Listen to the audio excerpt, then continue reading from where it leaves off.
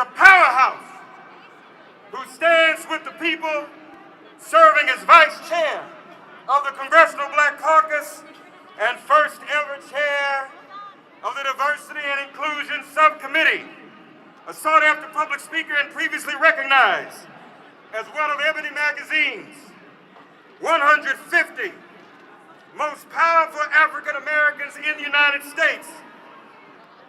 She has written 93 pieces of legislation and co-sponsored over 1,600 bills. She is calling on Congress to recognize racism as a national crisis. And we got a Delta up here now, Delta Sigma Theta sorority. We have a lot of AKAs. Any Deltas here? And she's also a member of the Links. Please welcome Congresswoman Joyce Beatty. Thank you, thank you. I am joined by members of the powerful Congressional Black Caucus. We are here today because people died and were denied civil and economic rights. We are here today because 57 years ago, people marched for jobs and freedom and stood here with members of Congress and Martin Luther King. We are here today because George Floyd had a knee on his neck. 8 minutes, 46 seconds. Black Lives Matter. We are here, and I stand representing the Congressional Black Caucus, 54 members strong, who understand silence is not an option because Black people face a symbolic chokehold every time we walk, speak up, shop, jog, drive, and yes, breathe. So we must tear down the walls of injustice. I am standing here and saying, as Martin Luther King Jr. said, in America, a riot is the language of unheard people. And what is it that America has failed to hear? Promises and freedom and justice for all. Say their names: Ahmaud, Breonna, George, Jacob, and the list goes on. Black Lives Matter. So let us pass the George Ford Justice in Policing Act. No more immunity for officers who look boldly into cell phone cameras as they kill our brothers and sisters. Mandatory databases. Tamar Rice would have lived to see his 18th birthday. A ban on chokeholds and no knock warrants. Eric Garner and Breonna Taylor would still be alive today. We are pushing to recognize racism as a national crisis. We are fighting for jobs, housing relief, access to capital, and a reparations bill. No, it was the Black men, the brothers of the Congressional Black Caucus, who wrote the First Step Act. Know that it is a powerful Black man in leadership who leads the John Lewis voting rights legislation. Demand, demand, demand the Senate to pass the John Lewis Voting Rights Act that restores justice, dignity, and equal access to the ballot box. I say to you, stand with us and stand with the Reverend Al Sharpton and the National Action Network for this march and demanding that we get people registered to vote and that we vote, that we complete our census. Say it with me. Go vote, go vote, go vote, go vote. And let me say, tell them to get their knees off of our necks. Thank you, thank you, thank you. And yes, I'm Congresswoman Joyce Beatty.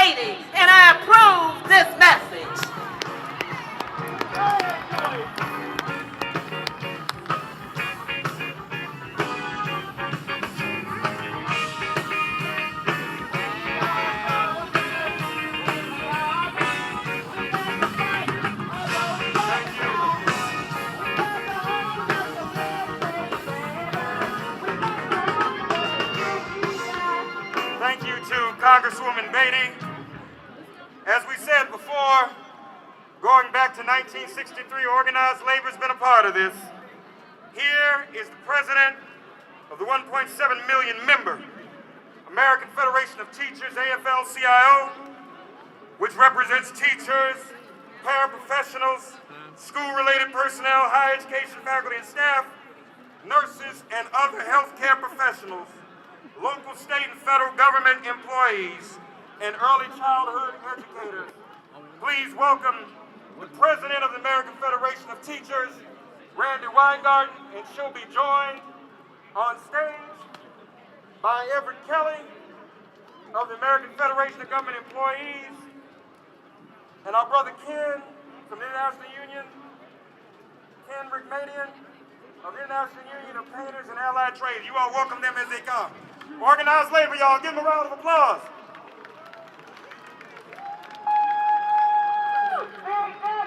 Everett Kelly. Good evening, brothers and sisters. I want to thank Nan and Reverend Al Sharpton, Martin Luther King III, for convening this march. I'm here today to represent 700,000 men and women making up AFGE, American Federation of Government Employees. It is an honor to be here. We are a diverse union. We're from all across the country, all ages, all abilities. We provide every single type of service to the American public. What unites us? Well, what brings us together is one big labor union. FGE, we believe in fairness. We believe in due process. FGE believes that every American deserves a good job and every American deserves decent pay and full benefits. Every single person deserves that. FGE believes in universal health care. We believe in universal housing, universal education, universal and equal justice under the law. We believe in the VA system, Social Security, and all the programs of the federal government that make people live better. We believe that the government should be a force for good, that the government should protect us and not scare us, not suppress us.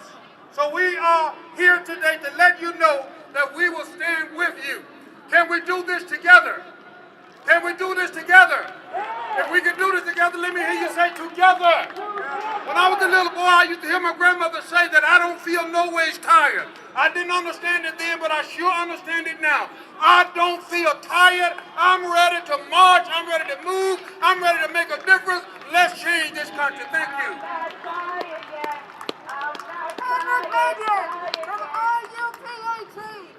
IUPAT's in the house? Where you at? Somebody say something. I'm Ken Rigmadian, General President of the International Union of Painters and Allied Trades. We're a building trades union. You may think it's unusual for us to be here, but with me, growing up with a father, with a mother who looked like me, Black Lives Matter, don't they? Black Lives Matter? Black Lives Matter. I stand on the shoulders of my father and all black tradesmen who fought for better wages and conditions. Without their fight, I wouldn't be here today. Recently, we celebrated the 100th anniversary of IUPAT Local 1332. You may not think much about that. That's one of our unions that was a traditional African American union, formed over 100 years ago because they couldn't be in the regular union. But 100 years later, still up and fighting and a part of our organization. This is an opportunity for us because when I see the street, I don't just see people who look like me. I see America. And this is our opportunity to go forward and our opportunity to grow and our opportunity to have the country that has the vision that we have. All lives matter, but Black Lives Matter on top. Black Lives Matter first. Somebody say it, it's easy. Black Lives Matter. 7 bullets in a man's back at point range. A knee pressed into a man's neck for 8 minutes. How much pain must black people endure? When will justice prevail? When is enough enough? There is pain in this country, in Louisiana and Texas, after another hurricane, in California, in the midst of raging fires, across the country, Donald Trump, with 180,000 people dead from COVID. And in so many families' hearts over the shooting of Jacob Blake, there is pain. So Reverend Sharpton, how many times over how many decades have I and my union joined in this journey for justice? The 63 March started as a labor march for jobs and justice. A. Philip Randolph and Byron Rustin invited Martin Luther King Jr. to speak that day, and King said, "We've come to dramatize a shameful condition." That shameful condition, prejudice, discrimination, economic inequality, has not been cured. It's been metastasized.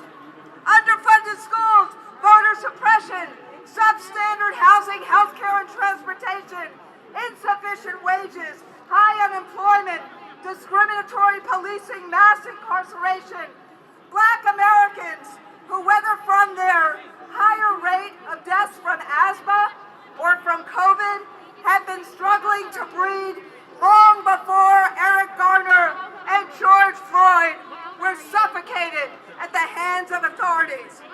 Justice and freedom must apply to all. The fight for opportunity and freedom must be all of our fights. And those of us who are white, we need to be real allies, real listeners, and real supporters. My synagogue's credo is the Psalm, and I quote, that the stone which the builders rejected has become the cornerstone. There is room for all of us, but we must call out those who cling so tightly to their privilege that is an oppressive tool against equality. So, my friends, my colleagues, November 3rd is coming. We need to get in good trouble. We need to vote. We need to have hope. We need a president who will sign the bills that the House has passed to make this country more fair, more just, more equal. That is our job this day and every day. Thank you. And then I also, as you all know, need to recognize the Postal Workers Union. Thank you. All right. Cheers for organized labor. Let's hear it for organized labor. Give them a round of applause. No time for them to speak, but the Postal Workers Union is in the house. Pray for our postal workers. Our next speaker in the Obama administration served as Assistant Attorney General for Civil Rights, Secretary of Labor, and now today, he is the chair of the Democratic National Committee. Our friend and brother, please welcome Tom Perez. All right. Good afternoon. Thank you, Reverend Sharpton and Martin Luther King III for your extraordinary leadership. Thank you to the National Action Network. Folks, I live in Maryland. We lost a remarkable person last year when my fellow Marylander and mentor Elijah Cummings passed away. And before he passed away, he reminded us all of our civic duty. He said, when we're dancing with the angels, the question will be asked. What Elijah Cummings passed away. And before he passed away, he reminded us all of our civic duty. Stand on the sidelines and say nothing? Or did we fight back? Did we fight back for justice? Did we we fight back for equality? Did we fight back for Black lives? By being here today, you are answering all those questions with a resounding yes. We are all fighting back for equality. Did we fight back for Black lives? By being here today, you are answering all those questions with a resounding yes. Did we fight back for equality? Did we fight back for the Advancement Act and the George Floyd Justice in Policing Act? Just as we march to this mall, we must march to the ballot box or the mailbox to demand the leadership we deserve. And we must exercise the right that protects all others, the right to vote. As you well know, our nation is hurting right now. Our African American communities are hurting.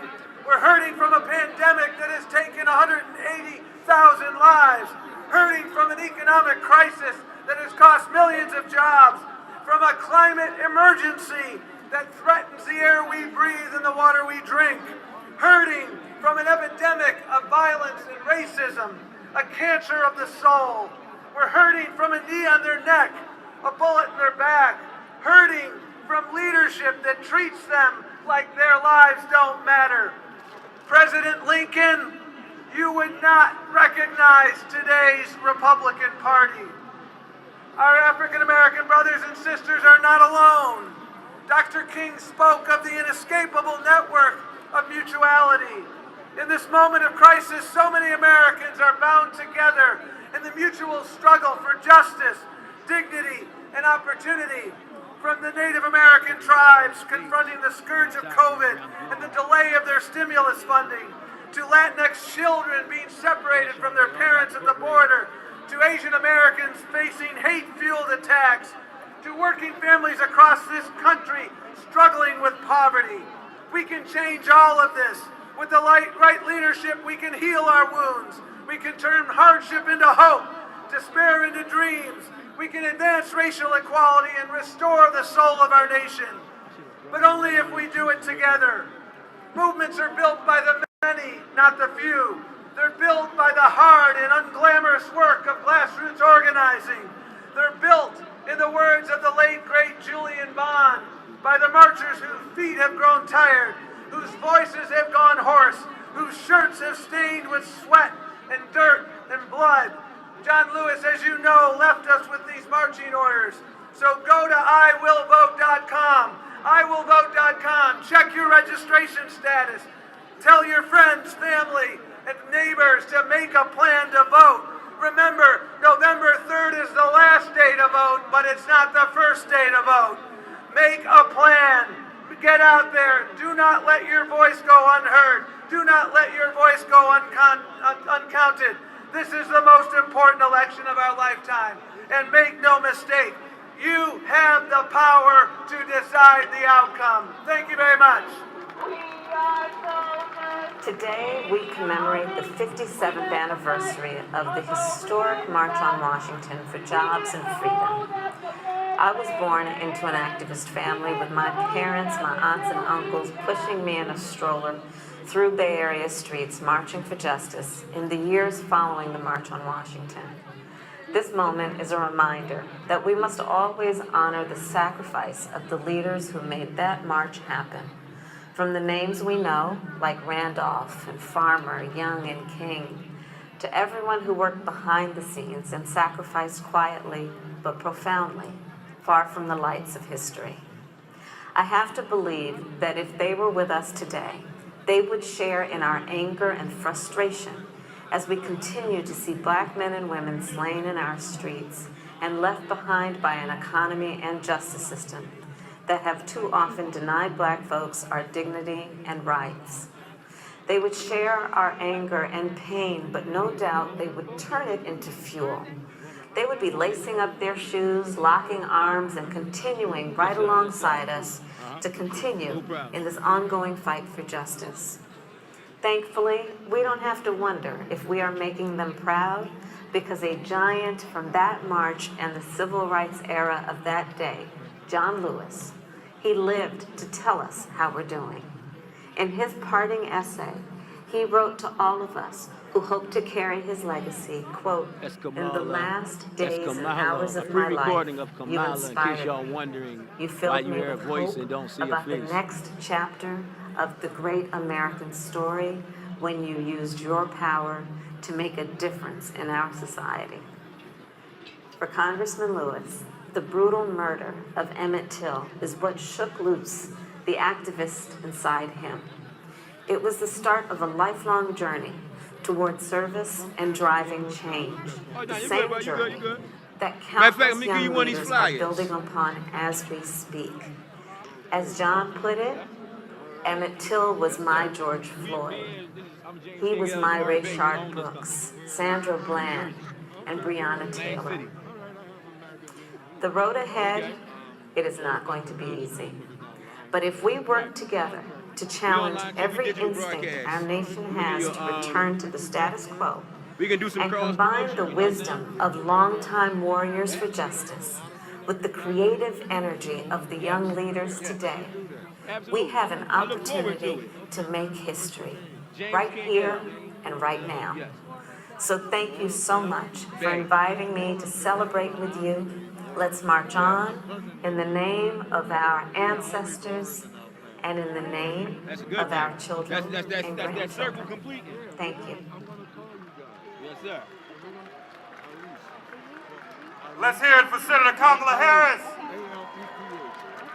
Our next speaker is one of the legacy original organizations that was here in 1963 in the person of Whitney Young. Please welcome the former mayor of New Orleans, the president and CEO of the National Urban League, Mark Morrell. Yes, sir. Black Lives Matter. I want to thank Reverend Al Sharpton and the National Action Network, my friend and brother, as well as Martin Luther King III, for assembling us here on August 28th in the year 2020. In 1963, courageous men and women descended on this site, led by 6 legacy civil rights organizations, including the National Urban League. At that time, the National Urban League was led by one of the great Americans of the 20th century, Whitney M. Young, Jr. He stated from this very place at that time and on that day, on August 28, 1963, that our civil rights, our voting rights, our rights to human dignity were not negotiable.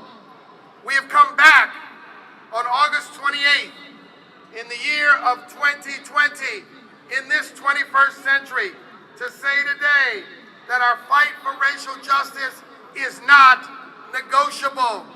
We're here today to say that transforming our criminal justice system and purging it of mass incarceration and systemic racism is not negotiable. That protecting our sacred right to vote from suppressors, be they legislators, be they presidents, be they Russians, is not negotiable. That defending our right to a living wage so that every American can live in dignity is not negotiable. That dislodging structural racism that infects every institution in American life is not negotiable. That equitably funding all of our schools so all of our children can learn, and providing them with computers and broadband connectivity, and they can live and thrive with their God-given talents is not negotiable. That a fair and accurate census so that all of us are counted in accordance with the Constitution is not in 2020 negotiable. That eliminating the structural and shameful disparate impact of COVID-19 in 2020 is not negotiable. That reforming police, both police policies and police culture, and reallocating funding to summer jobs for youth, to mental health services, to homeless services, and to end the violence against our black men is not negotiable. Hands up. I can't breathe. Hands up. Don't shoot. In 1963, when they gathered on this site, brothers and sisters, just a few weeks before they gathered, that great civil rights leader, Medgar Evers, was assassinated on the front lawn of his home in Jackson, Mississippi. At that time, they were fighting a poll tax, a literacy test, I should say, that did everything possible to prevent us from voting. In 2020, we come here when the very success of 1963, the Voting Rights Act, has been gutted by the Supreme Court. We come in 2020 where Jacob Blake and George Floyd and Eric Garner and Tamir Rice and Trayvon Martin and Sandra Bland and too many black men and women, Breonna Taylor, have died or been disabled at the hands of the police. So we're here to make some demands. Number one, we want the George Floyd Justice and Policing Act to pass now, not tomorrow, not next week, not next year. Say it, pass the George Floyd Justice and Policing Act. Number two, we want to pass the HEROES Act. Number three, we want to pass the John Lewis Voting Rights Advancement Act. And number four, we want to pass H.R. 40. H.R. 40! H.R. 40! H.R. 40! H.R. 40!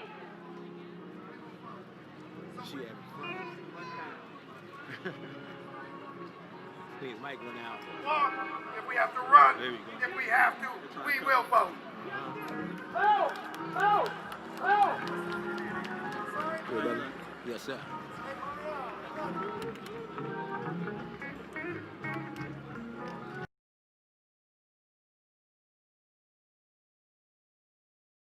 Let's hear it for our brother Mark Morial of the Urban League. NUL.org. All right. Here to introduce the man who is the namesake of the person who spoke here August 28, 1963. Here to introduce one of our men of the hour, Martin Luther King III, is none other than the Congressman representing the 9th Congressional District of Texas, Congressman Al Green.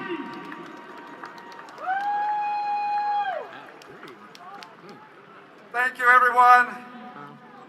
It is now my honor to introduce a man whose name is synonymous with the civil rights, human rights movement. A man whose father stood here 57 years ago. A man who followed his father's footsteps, and I was there with him to India where he traced the steps of Gandhi. A man who understands that this is a full-time job. He's not a part-time freedom fighter. He's not an everyday freedom fighter. He's an all-the-time freedom fighter. I'm here to introduce a man who's a Morehouse graduate. A man who knows what it feels like to suffer the pains associated with the human rights movement. When he lost his father at the age of 10, he could have given up, but he didn't. He stayed in and he has fought the good fight. I'm here to introduce the Honorable Martin Luther King III. Would you show him some love, please? If you believe in liberty and justice for all, stand up and show him some love. If you believe in government of the people, by the people, stand up and show him some love. Show Martin some love. Show his father some love, his mother some love, his wife Andrea some love, his daughter Yolanda some love. Show them some love. God bless you. God bless the King family.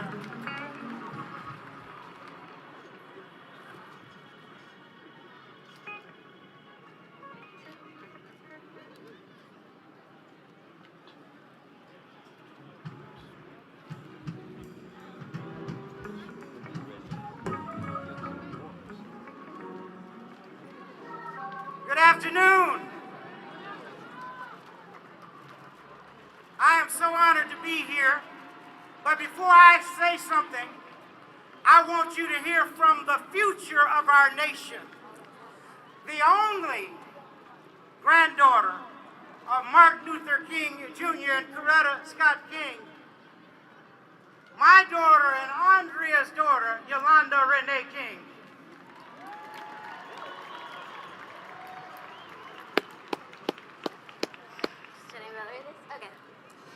Some of you may remember that 2 years at the March for Our Lives, I said, spread the word. Have you heard? All across the nation, we are going to be a great generation.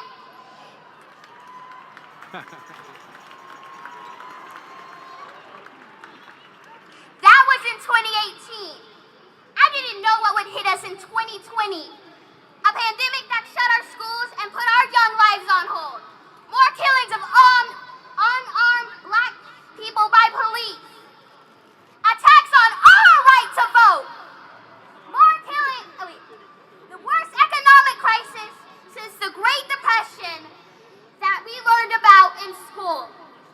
And more extreme weather than ever before. But great challenges produce great leaders. That's right. That's right. We have mastered the selfie and TikToks. Now we must master ourselves. Less than a year before he was assassinated, my grandfather predicted this very moment. He said that we were moving into a new phase of the struggle. The first phase was the civil rights, and the new phase is genuine equality. Genuine equality is why we are here today, and why people are coming together all across the world, from New Zealand to New Jersey. He said that we must not forget the days of Montgomery. We must not forget the sit-ins movement. We must not forget the Freedom Rides, the Birmingham movement, and Selma. Papa King, we won't!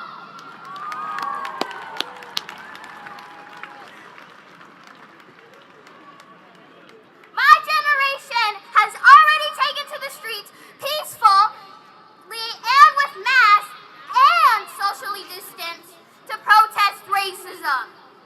And I want to ask the young people here to join me in pledging that we have only just begun to fight, and that we will be the generation that moves from me to we. We are going to be the generation that dismantles systemic racism once and for all, now and forever. We are going to be the generation that calls a halt to police brutality and gun violence once and for all, now and forever. We are going to be the generation that preserves climate change and saves our planet once and for all, now and forever. And we are going to be the generation that ends poverty here in America, the wealthiest nation on earth, once and for all, now and forever.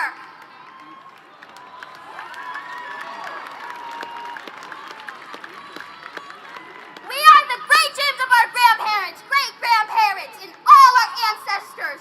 We stand and march for love, and we will fulfill my grandfather's dream.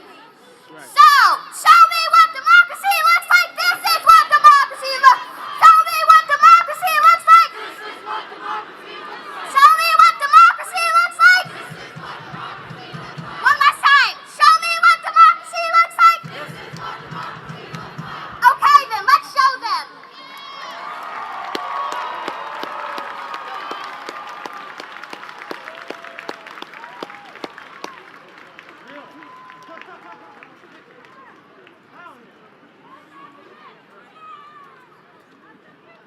Proud dad. Let me thank God that we've been able to assemble today, and to thank Reverend Sharpton and the National Action Network and all of the conveners that actually are here today, and most of all, these families that have been impacted by police brutality, and misconduct. So we've come to bear witness, to remain awake, to remember from where we've come, and to carefully consider where we're going. Whether you're here in person, online, or watching on MSNBC and other networks, thank you for joining us for this March on Washington. Together, we are taking a stand, and we are taking a giant step forward. Let me also thank Al Green for the very, very warm introduction, my dear friend. But we're taking a step forward on America's rocky but righteous journey towards justice. August 28th is a day to remember the triumphs and tragedies that have taken place in our historic struggle for racial justice. Today, we commemorate the March on Washington to Jobs and Freedom in 1963, where my father declared his dream. But we must never forget the American nightmare of racist violence exemplified when Emmett Till was murdered on this day in 1955, and the criminal justice system failed to convict his killers.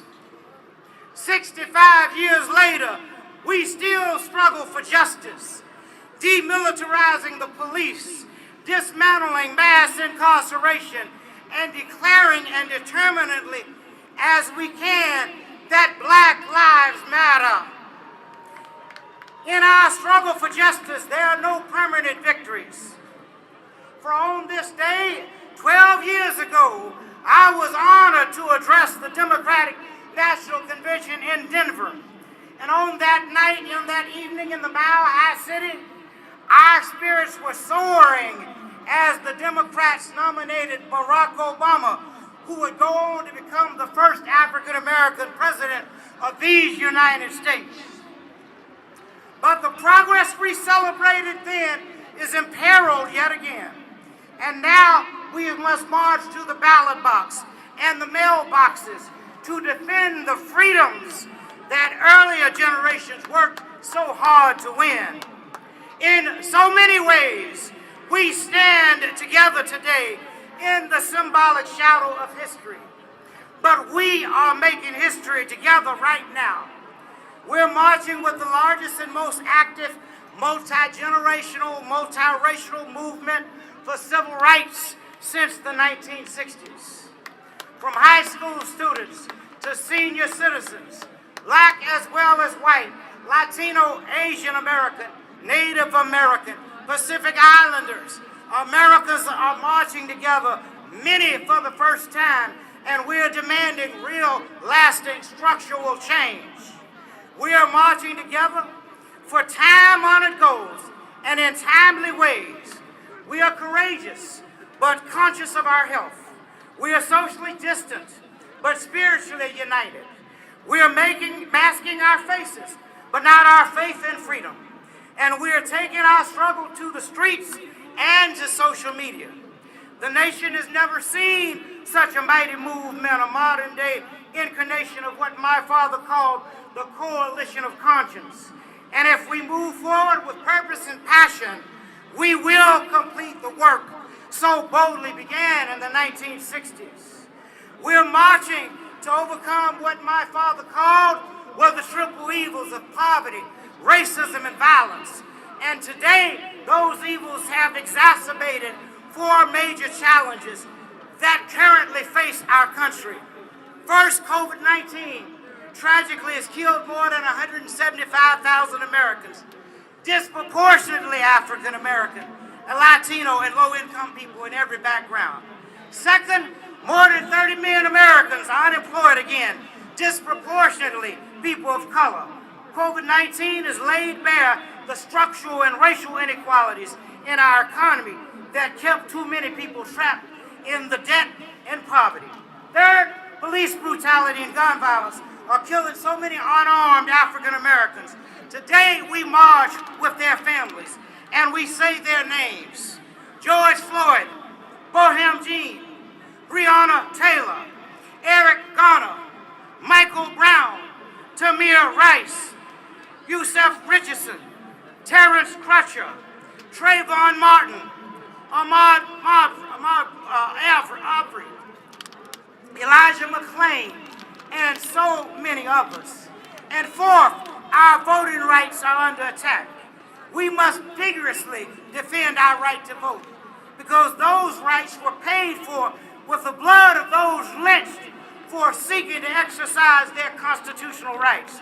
They were paid for with the blood of civil rights workers, such as Sammy Young Jr., Goodman, Squirty, and Cheney, Jimmy Lee Jackson, Viola Luiso, James Reed. Those rights were paid for through the sacrifices made by heroes such as C.T. Vivian, Fannie Lou Hamer, Hosea Williams, and John Lewis. But since the United States Senate has failed to renew the Voting Rights Act, we have had to overcome a whole new trick bags of tactics to suppress our votes. Discriminatory voter ID requirements, cutbacks in early voting and vote by mail, voter purges targeting those who have missed several elections, and disenfranchising those who have served their time and paid their debt to the society. And now COVID-19 is making it dangerous, even deadly, to stand in line at polling places. We shouldn't have to risk our lives to cast our votes. We need to be able to do what President Trump does, vote safely by mail. But now we are struggling to overcome the dismantling of the U.S. Postal Service for the express purpose of suppressing our vote. With all these threats to our lives and liberties, our challenge is to use this moment to expand this movement, a movement that not only raises its voice, but casts its votes, pursues its vision, and makes lasting change. The scripture says, where there's no vision, the people perish. Our vision is best expressed by a phrase we must never forget. That is the beloved community. With those words, my father, John Lewis, Ella Baker, Rosa Parks, and so many other historic women and men envision an America whose dramatic practice is as good as its promise. An America where the triple evils of poverty, racism, and violence will be replaced by peace, justice, and shared abundance, and where hate and fear finally give way to help and love. To achieve that America, we need to raise our voices and cast our votes. Over the weeks ahead, culminating on Election Day, we need to vote as if our lives and our livelihoods, our liberties depend on it, because they do. No person, no people are more keenly aware of the risk of disenfranchisement than those who've suffered from it.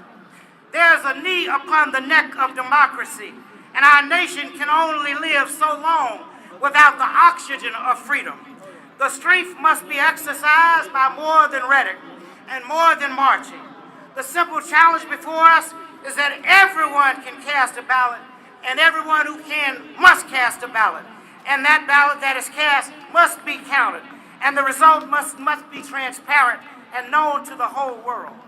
And so today, I can call on everyone with the means to drive people to the polls, to make a plan for yourself, for your family and your neighbor, for those organizations and companies that care about democracy. I call on you today to offer your resources and your capacity to make sure every ballot is counted. If our forefathers were willing to die for the right to vote, we can work for the right to vote, and I will continue to call on you to act in the coming days. You know, my father was assassinated in Memphis, Tennessee, while standing in solidarity with poor working people, sanitation workers, whose slogans, "I am a man," was a statement that they were human beings with rights that should be respected and acknowledged. They were asking for safe working conditions, for a living wage, for recognition of their union, and for human dignity. They summed up their struggle with those 4 words, "I am a man." That simple but powerful slogan empowers movements today, from Black Lives Matter to Fight for 15 and to the Me Too struggle against sexual harassment and abuse. Movements of marginalized Americans are still trying to claim the dignity they've been denied. Martin Luther King Jr. fought for the dignity of work. and that fight is never ending. In 1963, the March on Washington demanded jobs and freedoms. In 1968, the Memphis sanitation strike workers demanded, and the Poor People's Campaign insisted that working people should not live and labor in poverty. Those fights foreshadowed our struggle today to make the minimum wage a living wage, not a poverty wage. And we are fighting alongside the frontline workers, sanitation workers, healthcare workers, grocery workers, transport workers, food service workers, and so many more. They are praised for being essential, but they are treated as if they're expendable. While standing with sanitation workers in Memphis, Dad said, so often we overlook the work and the significance of those who are not in professional jobs, of those who are not in the so-called big jobs. But let me say to you tonight that wherever you are or whenever you are engaged in work that serves humanity and is for the building of humanity, it has dignity and worth.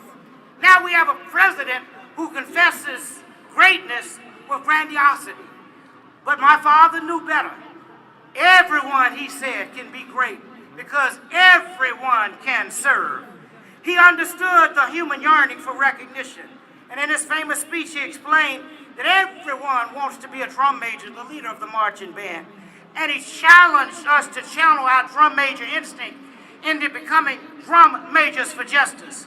While we honor our history, we must be a living movement, not a monument. If Dad were here today, I'm sure he would implore us not to deify him or selectively quote him when convenient. He would want us to be drama majors for justice, to champion the ideals he promoted, racial justice, social equality, and peace. And he would gently but intently challenge us not to dwell upon the past, but to live and labor in what he called the fierce urgency of now. So if you're looking for a savior, get up and find a mirror. We must become the heroes of the history we are making. And us means all of us. In 1963, after my father spoke, Bayard Rustin, the architect of the march, asked the participants to join in demanding that Congress pass strong civil rights and voting rights laws. More than half a century later, we must demand that the United States Senate stop blocking passage of the George Floyd Justice in Policing Act and the John Lewis Voting Rights Restoration Act. And so when we conclude today, let's remember that this is the commitment march in the spirit of 1963. I ask you to join me in pledging to act in three ways. First, because our civil and human rights are at stake in this election, I ask you not only to register and vote, but make sure that at least one other person registers and votes. Second, I ask you to commit to service and struggle in your community, from voter registration to raising the minimum wage, to demilitarizing the police. Get involved with one or more of many worthwhile struggles in your community. And third, I ask you to pledge, as my father and John Lewis did, to get into good trouble and do it nonviolently. Remember that in the fight against injustice, nonviolence doesn't mean passive acceptance. It means peaceful resistance. We must come together and join with the Black Lives Movement to raise our voices and say enough is enough. We must come with the Poor People's Campaign, the Climate Change and Environmental Justice Movement, the Women's March and Me Too movement, the Parkland students and March for Our Lives, and say enough is enough. Martin Luther King Jr. famously said that the moral arc of the universe is long but bends toward justice. But he was also the first to say that it doesn't bend on its own. We must do some work ourselves. In the final year of his life, he wrote in his last book, "Where do we go from here, chaos or community?" Well, my sisters and brothers and dear friends, in this defining moment for our history and our country, we must answer Dr. King's question. Will our answer be chaos or community? I believe some have chosen the answer with chaos, including the current occupant in the White House today. But we who believe must choose community, because if we choose community, we can avoid watching the dream turn into a permanent nightmare. If we choose community, 50 years from now, people will say that we were able to redeem the soul of America and began to fulfill the promise of democracy by systematically eliminating systematic racism and exploitation. My friends, if we choose community, we will be able to answer in the affirmative to the scripture. Here comes that dreamer. Come, let's slay him, and we shall see what will become of his dream. Finally, this afternoon, I want to say to you, not only do I come as a protester, but I come as a victim. My daddy was killed when I was 10 years old. Gunned down, you know that, by assassin's bullet. Some of you know but may not know. 6 years later, my daddy's mother, my grandmother, was gunned down in the church while praying the Lord's Prayer. So I understand what it means to lose a loved one. But I was so thankful that my grandfather and my mother and my aunts and uncles taught me about love, because Granddaddy used to say, I refuse to allow any person to reduce me to hatred. The man that killed my lovely wife and the man that killed my son, I refuse to allow them even to reduce me to hatred. I love everybody. I'm every man's brother. If we're going to resolve these issues in America, we've got to come together. Dad talked about it in that sermon, Levels of Love. He talked about all of them. I'm only going to talk about the highest level of love. That love that seeks nothing in return. That love that is totally unselfish. You love someone if they're young, you love them if they're old.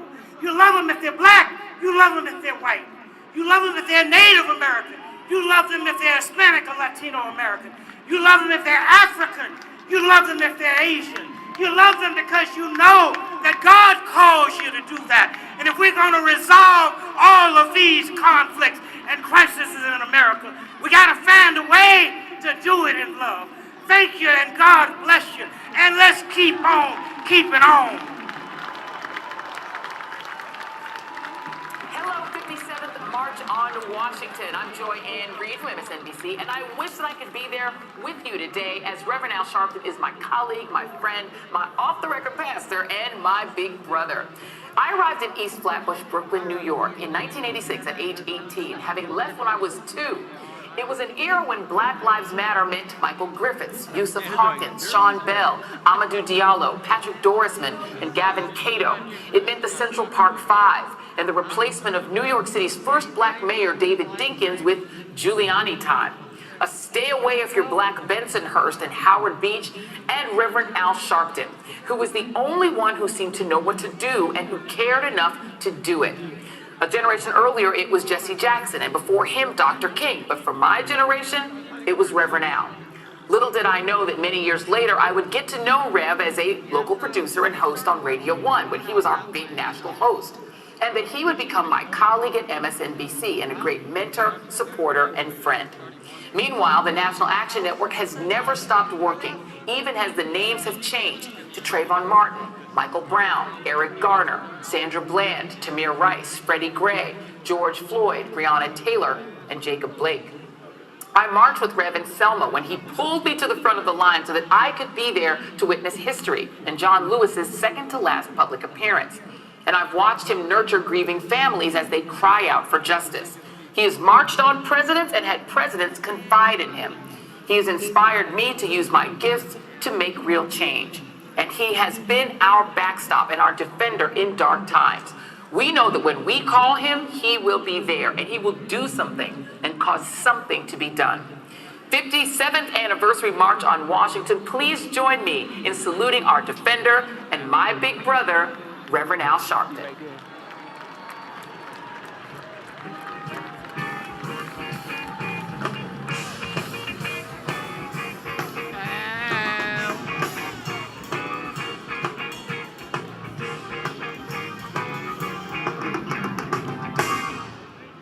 No justice. No peace. No justice. No peace.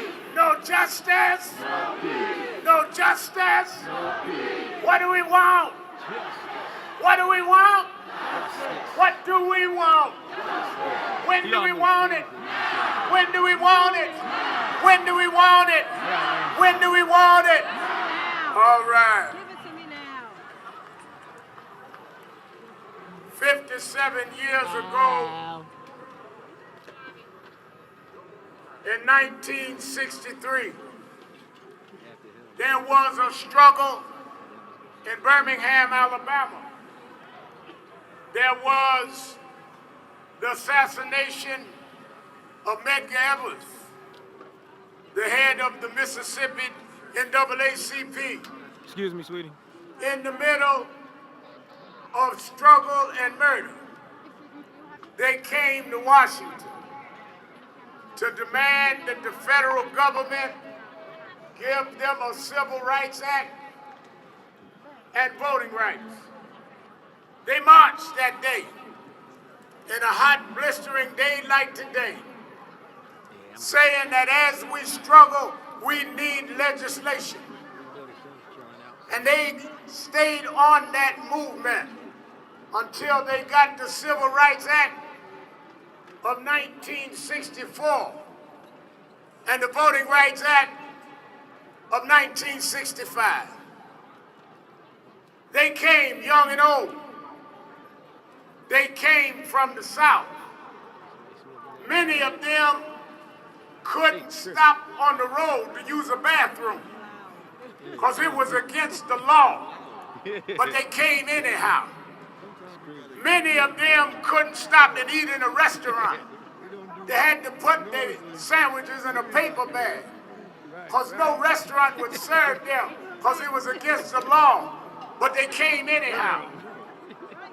Many of them couldn't rest in a motel overnight, but they came anyway because it was against the law for them to stop. Because they came in '63, we were able to come back in 2020, ride whatever we wanted to ride, stay in whatever hotels was available.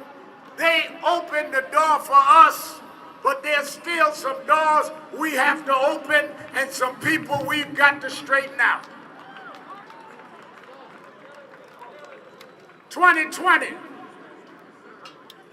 we must deal with police brutality.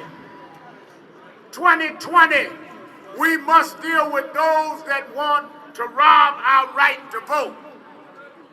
And even though we are here in the midst of a pandemic, socially distancing, telling y'all to distance, and I keep saying spread out, we want to come to show with our bodies that enough is enough. That's right. That's right. Sick and tired, man. Sick and tired. When I was headed to George Floyd's funeral, I talked with Martin III, and I said, you know, maybe we need to go back to Washington. He said, well, let's talk it out, Reverend Al. As I was giving the eulogy, I announced this march. We didn't know how we were going to do it, how we were going to plan it, how many would come, but we did it. Why are we in Washington? I talked with one of the leading minds of our nation, Dr. Michael Eric Dyson, and he told me that, Reverend Al, you got to understand that until there's federal legislation, every state will do what it wants to do. We have passed in the House of Representatives the George Floyd Policing and Justice Act. Now we need to pass that act in the Senate. We need Mitch McConnell and the U.S. Senate to meet on the George Floyd Policing and Justice Act, or we're going to meet you senators at the poll in November 3rd, whether we we got to mail in, walk in, ride in, crawl in. We want our bill passed.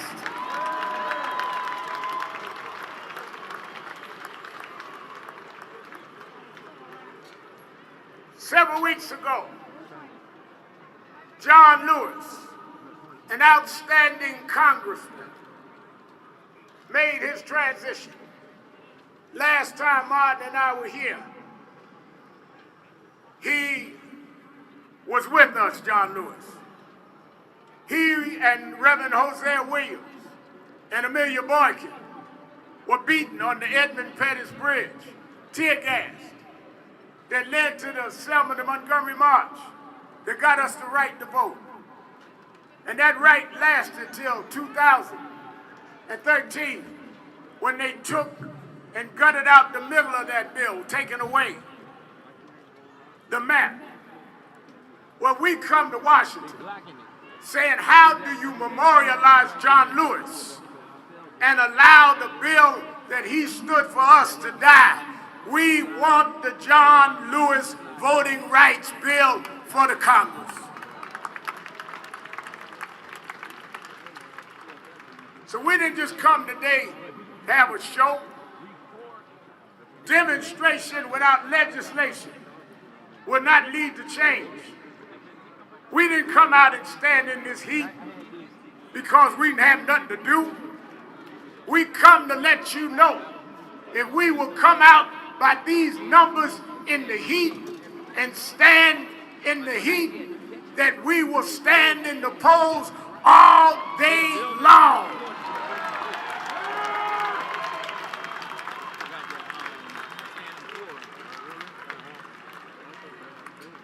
They keep telling me about how it's a shame that black parents have to have the conversation with our children.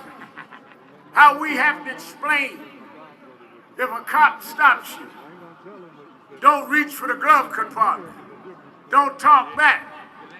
The conversation. Well, we've had the conversation for decades.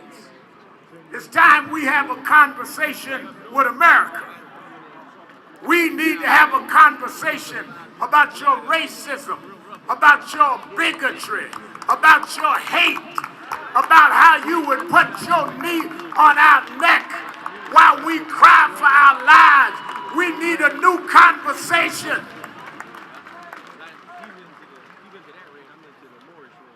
Oh, we didn't come to start trouble, we came to stop trouble.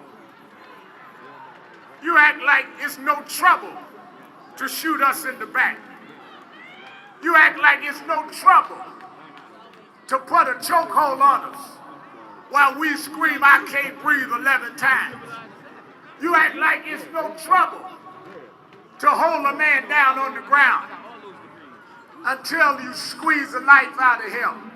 It's time for a new conversation. I wondered why. I asked Dr. Dyson, why did they have the march at Lincoln's Memorial? Why didn't they go to the Jefferson Memorial? Why didn't they go to the Washington Monument? And he told me, you got to understand, Reverend Al, 100 years before 63, 1963 was 1863. 1863, Abraham Lincoln signed the Emancipation Proclamation. He promised us full citizenship if we fought to save the Union. He promised us 40 acres and a mule. We never got the full citizenship. We never got the reparations. We come to Lincoln because you promised, Mr. Lincoln, and the promise has been broken. And we come like Dr. King came 57 years ago to say we are tired of broken promises.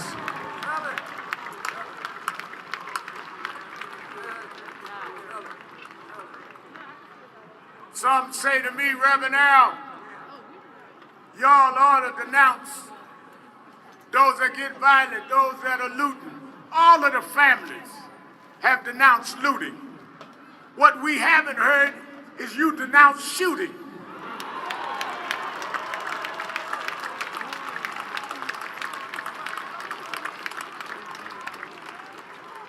We will speak against the looting, but when will you speak against wrong police shooting?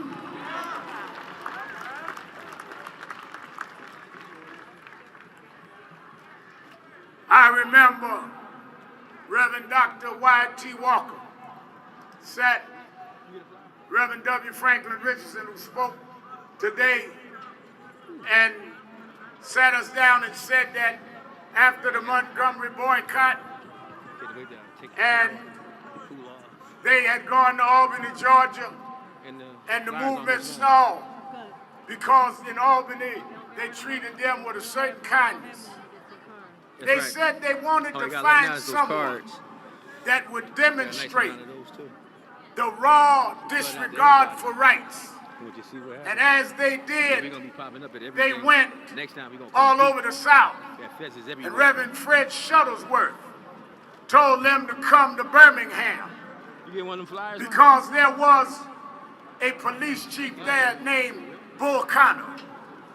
And Bull Connor would act in an insensitive and brutal way. Well, in 1963 and 1964, they fought Bull Connor. Here we are in 2020. We've gone from Bull Connor to Bull Trump. We've gone from a mean-spirited sheriff to a mean-spirited president whose lips drink with the words of interposition and nullification. We do not want to be disrespected. How do you speak while this young man, Jacob, lies in a hospital and you won't call his name? How do you sit while Breonna Taylor's in a grave and you won't call her name? How do you sit while Eric Garner's in a grave and you won't call his name? How do you sit while George Floyd is laying in a grave and you won't call his name? Well, Mr. Trump, look right down the block from the White House. We come to Washington by the thousands. We gonna call their name. We gonna call their name. We'll never let America forget what you done. Call their names.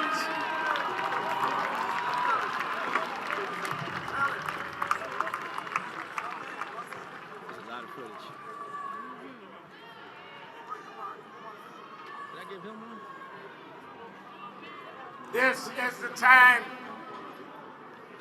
This is the time for legislative change. This is the time for us to vote like we never voted before. And don't just vote for the top of the ticket. Vote all the way down. Go down from the top to the bottom. Vote all the way to the dog catcher.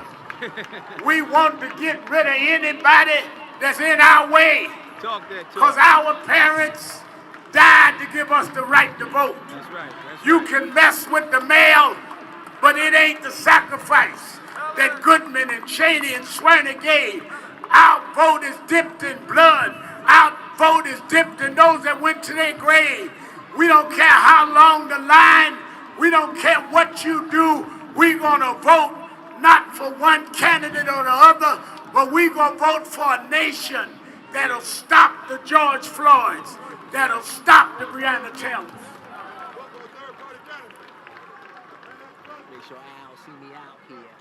They say when George Zimmerman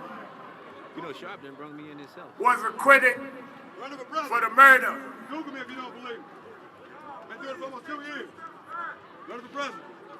when he was acquitted for the murder of Trayvon Martin, 3 young genius sisters wrote the slogan Black Lives Matter. I did.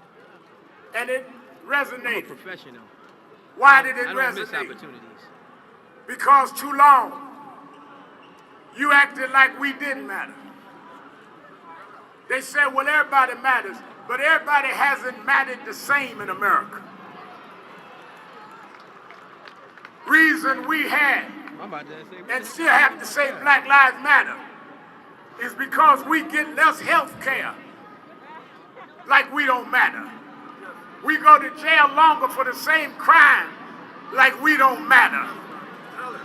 We get poverty, unemployment, double the others like we don't matter.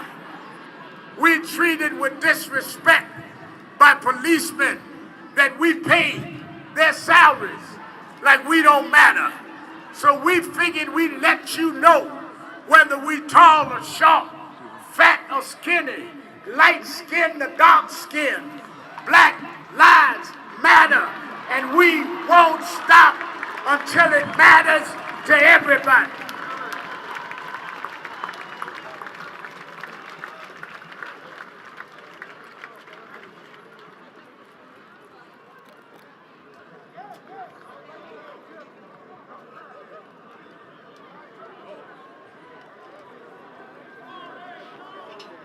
Let the sister, if she want to hold up her fist, leave her alone.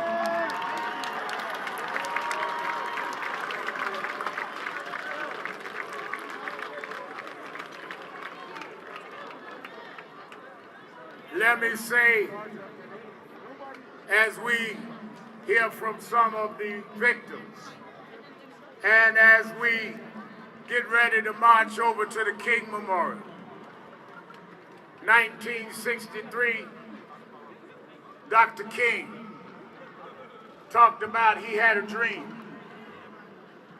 Today, we heard from his heir and his son, Martin Luther King III, his beautiful wife, Andrea, and his granddaughter, Yolanda.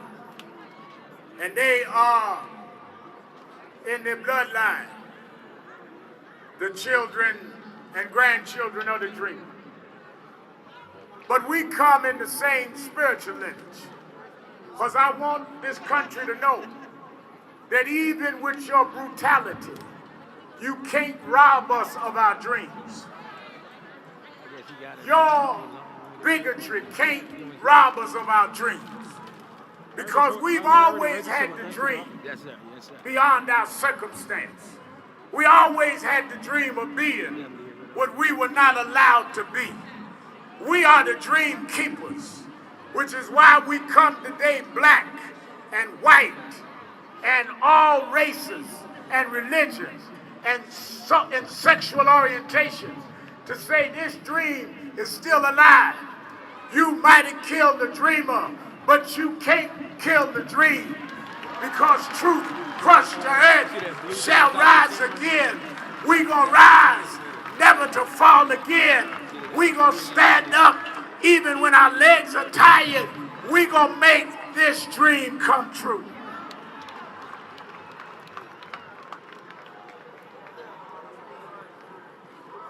Let me say this.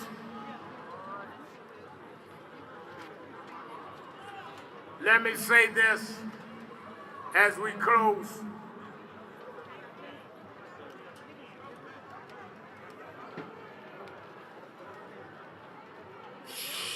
I want everybody to be orderly. Let me say this. We all should leave here committed to keeping this dream alive. I want everybody that went to the website of National Action Network.net, nationalactionnetwork.net, that wants to help us on election day, be poll watchers to protect our vote. I want you that will be signing up. Early voting starts in 2 weeks. We on a nonpartisan way want to put people all over this country. They want to suppress our vote. We've got to have foot soldiers that will protect the vote and that will be out there. And I want you to say to yourself that you could have been so much more. You had ideas and dreams, not only as a race, but as a person. But society had their knee on your neck. We could have developed and been as successful as others, but society had their knee on our neck. But we're not gonna lay and submit no more. We're not gonna take it. Some have different tactics, but we all are rising up. You gonna get your knee off our neck. If we gotta march every day, if we gotta vote every day, we will get your knee off our neck. Enough is enough. Enough is enough. Enough is enough. No justice. No peace. No justice. No peace. No justice. No peace. No justice. No peace. All right. I want to bring out, I want y'all to back up. I want y'all to bring to my left is the mother of Breonna Taylor.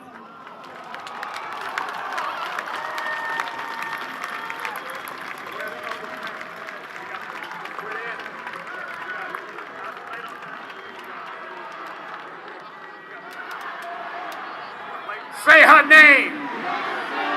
Say her name. Say her name. Say her name.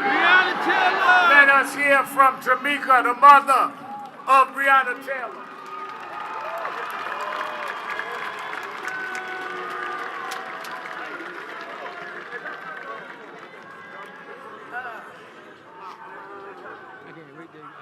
Hi, everybody. What I'm gonna do is I'm gonna put it in there and run it as a live feed, so I ain't gotta do all that extra editing.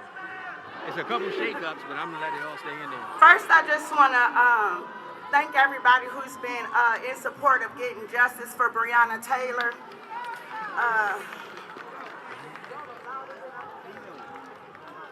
Second, I just want to, I got to thank Louisville, Until Freedom, my family, and most importantly, Kenneth Walker, for coming out here and continuing to say her name louder.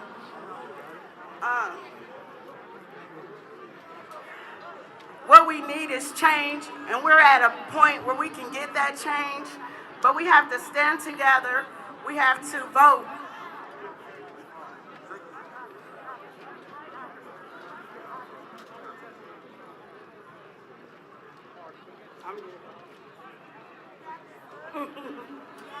Yeah. Yeah. That's right.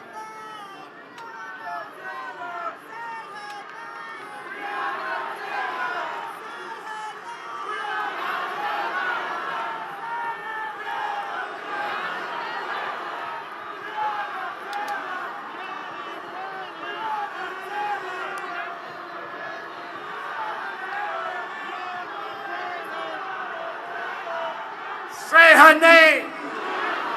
Say her name. Say her name. All right, wait a minute. Shh. I brought Mr. Lincoln all of the broken promises. We all stopped when a man was killed with a knee on his neck, narrated his own death on videotape and didn't know they were recording. But his death has been the impetus of a global movement. I bring you his brother, the brother of George Floyd, Fionis Floyd.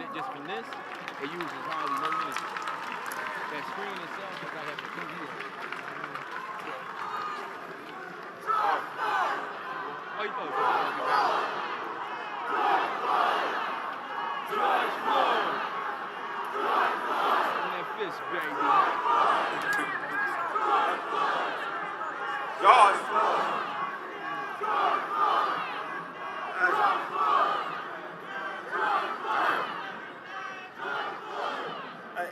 Thank y'all. Get my sister Bridget, my attorney, Tony Romanucci, my wife, Keita, my sister, Tanya, my nephew, Brandon. Okay. All right. I'm so overwhelmed right now with everybody's here right now.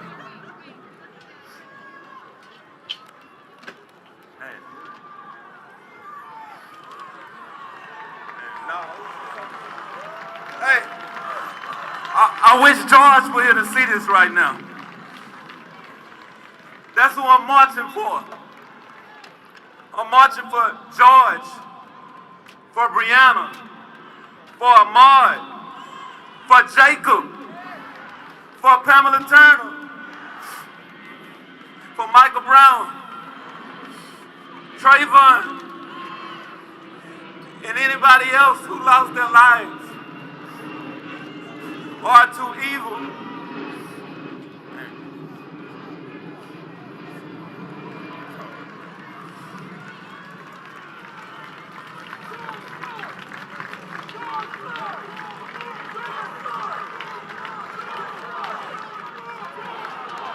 I got you.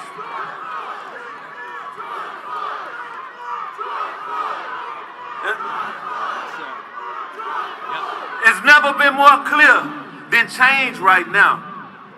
It's happening right now because we demand it.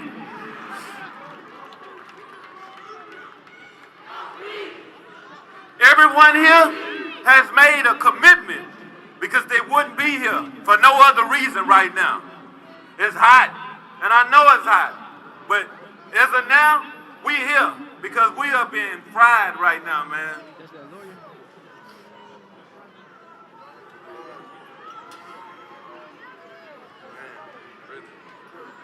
I'm trying.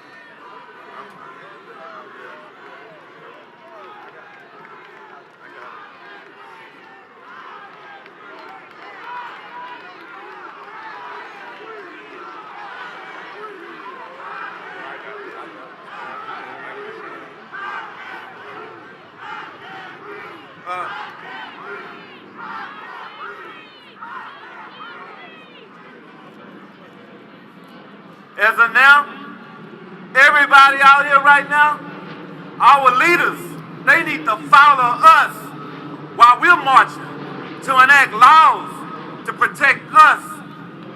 Man, it's hard, man. It's really hard. I'm so sorry, man.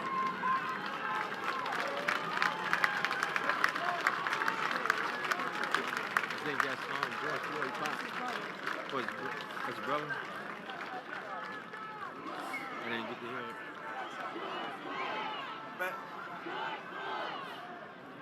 My brother George, he's looking down right now. He's thankful for everything that everybody is doing right now. Y'all showing a lot of empathy and passion, and I'm enjoying every last bit of it right now.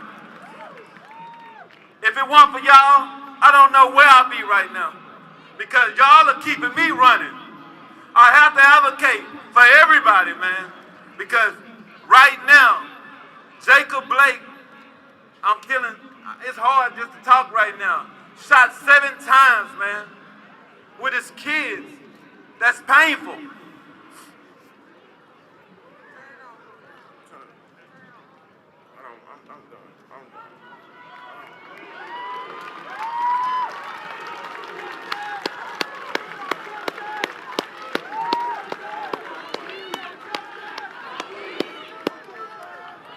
I'm Bridget Floyd, George Floyd's sister.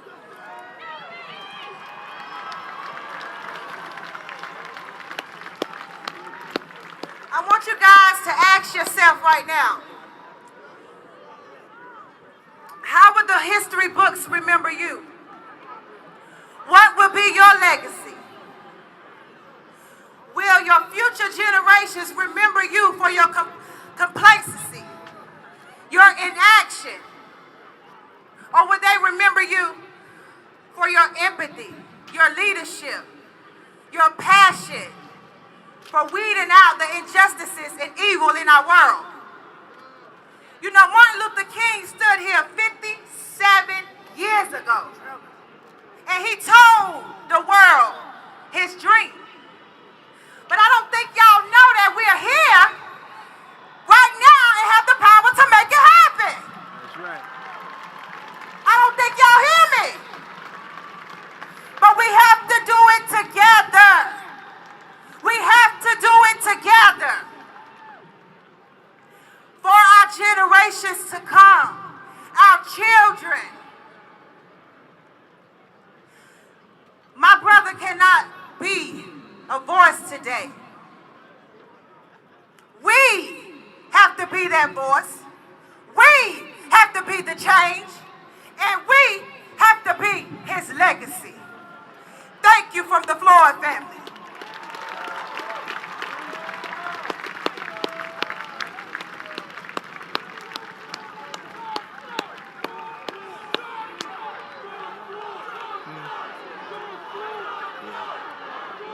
I'm not doing it. I might do some of it.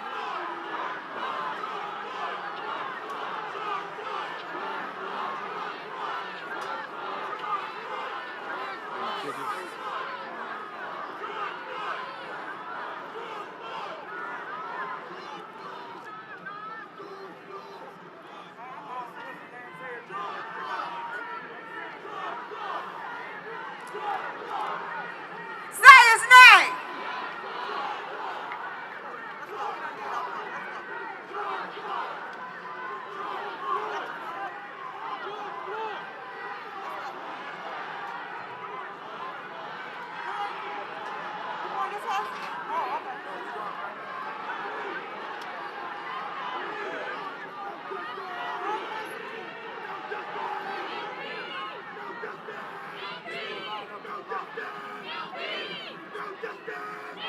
Now,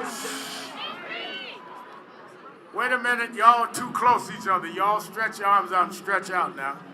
I know we outside and you got on a mask, but don't get that close. Y'all spread your arms and social distance. Y'all too tight up here.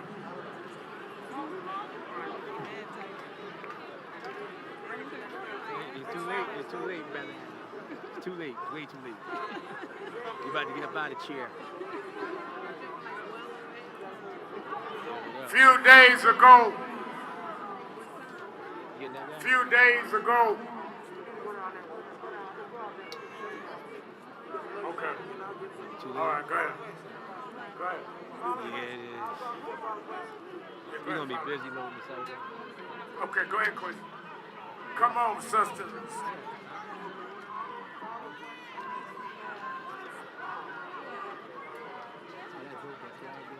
Give a hand to Floyd family as we get ready.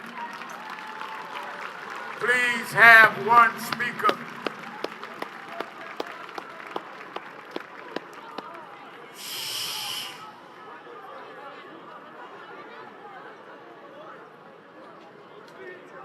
Now,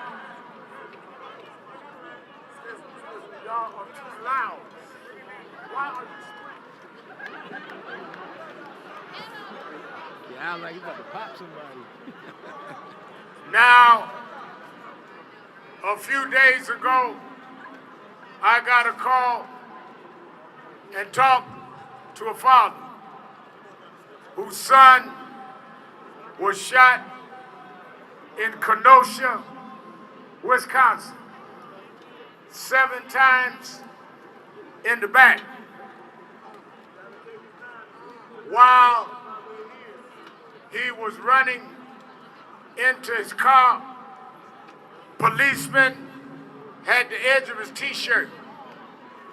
There was no weapon in his hand. There was no threat to the policeman. By law, a policeman should only use deadly force when they are under life extenuating circumstance. What could have been the circumstance when a man's running away from you? What could have been the circumstance when a man is trying to get in his car? Now they say they may have found a knife in his car. Well, did they examine the police to see if they had x-ray vision to see through the car door? Yeah. When he shot him, He didn't know what was in the car. What he knew was that a black man seems to be expendable. And we come to say we are no longer expendable. We are going to demand justice. His mother and father are both here. His mother got a little heat exhaustion and is sitting in the tent. But I bring you the father of this young man who we are all rallying for. This is Jacob's daddy, who said to me, I'm going to fight for my son. I'm going to fight for justice. Let's welcome to the platform, Jacob Sr.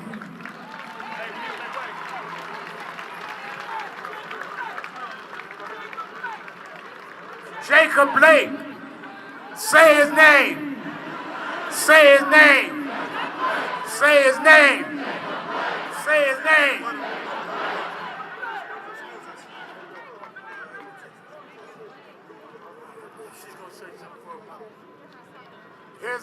His sister's gonna first speak for the mother who's here in the tent.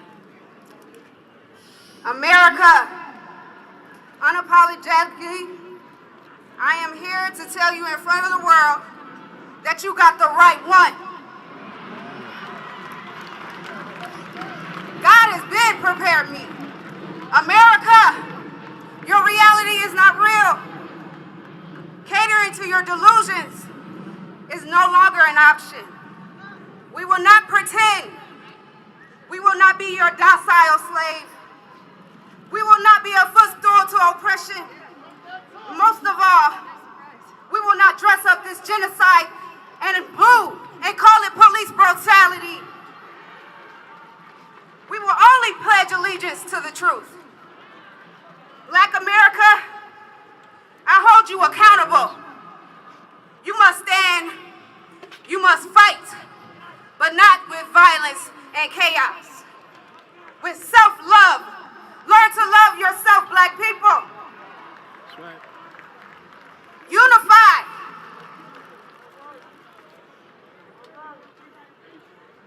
Group economics. Black women, you are your brother's keeper. I know it's heavy, but forgive him and heal his manhood was taken from him a long time ago. Build him up. Black children, read, learn, grow, and live, and question everything. Black men, stand up! Stand up, black men! Educate yourself and protect the black family unit, period! That's right. That's what I'm talking about.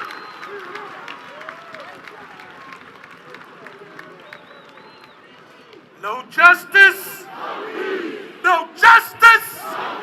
No justice. Jacob Blake.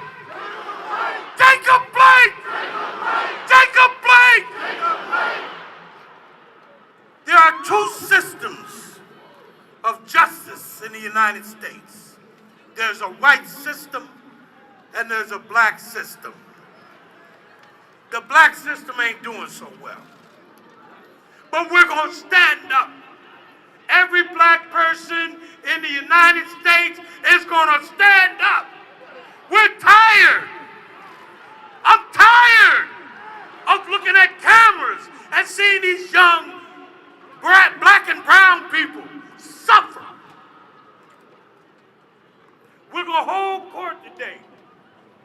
We're going to hold court on systematic racism. We're going to have court right now. Guilty! Guilty! Guilty! Racism against all of us. Guilty! Guilty! Racism against Trayvon Martin. We find them guilty. Racism against George Floyd. we find them guilty. Racism against Jacob Blake, Abdul Dawala. If I said the name wrong, Allah forgive me. Guilty! And we're not taking it anymore. I ask everyone to stand up. No justice! No justice! I met this man when I was 7 years old. How did I know I was going to meet this man again in these circumstances? I truly did not want to come and see y'all today for these reasons. My father was in town for the first march on D.C. I have a duty. I have a duty to support and understand each one. I love everybody in this crowd. I love you. If nobody told you today, Big Jake loves you. But we're going to stand up, baby. We're going to stand up together. I need your strength. Big Daddy's legs ain't that good anymore. I need your strength. No justice. No justice. I love y'all.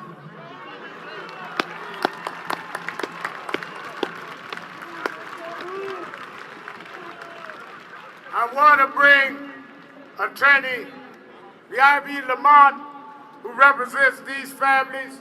Then I want Attorney Stewart to come, who represents others. There are many families here, and I think we should hear from a few more before we march to the King Memorial. Good afternoon, D.C. I'm Attorney VIBE Lamar. I represent the Joel Acevedo family who was killed in the city of Milwaukee by an off-duty officer before George Floyd and was strangled for 10 minutes. I also represent the family of Jacob Blake, who was unhumanly just killed, shot 7 times, but he lives today.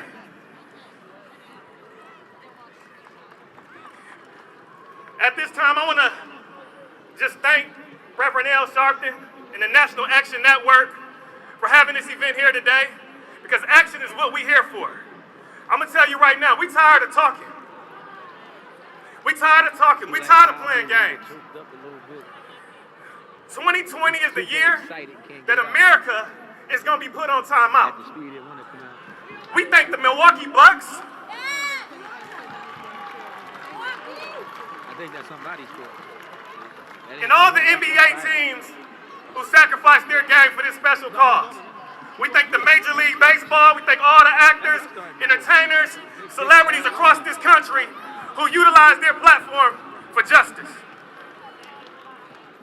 Today, I just want to let you know, this is the last season of the police version of How to Get Away with Murder.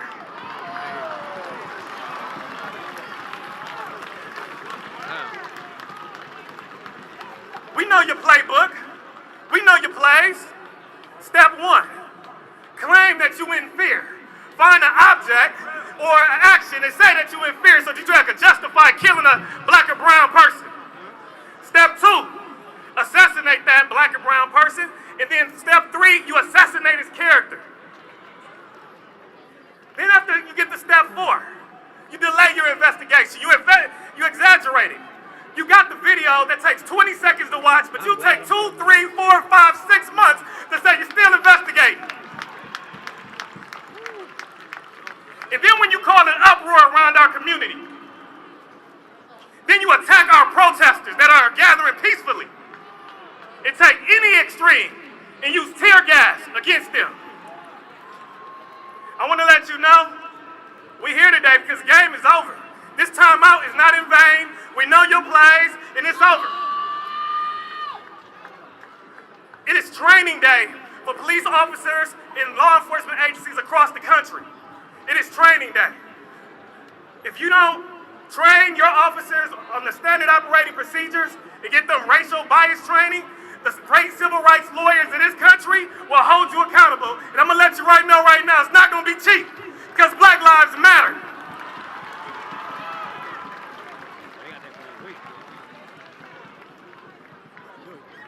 I want to thank you right now all across this country for standing up for justice, standing up for this very important cause. The time is now to take change, and we're not going to stop until we get it. And we're going to shut it down if we don't get it. If we don't get it, we don't get it. Thank you.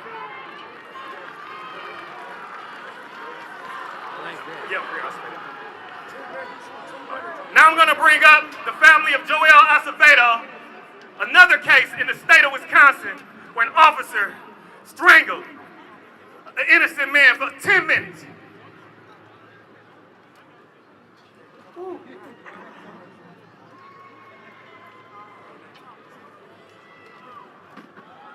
Let us free! We need to be free. We are free people. I come down here to let everyone know, and let these governments know as well, that we have rights. And if there's not going to be no justice, there's never going to be no peace. I love that this is what God wants, our brothers and sisters to stand in one and unity with the Hispanics, Asians, every different nationality that is standing for right. Joel Acevedo did not deserve to die. He was my son, invited to a police party where there was drugs and alcohol. The city of Milwaukee's been hiding this case.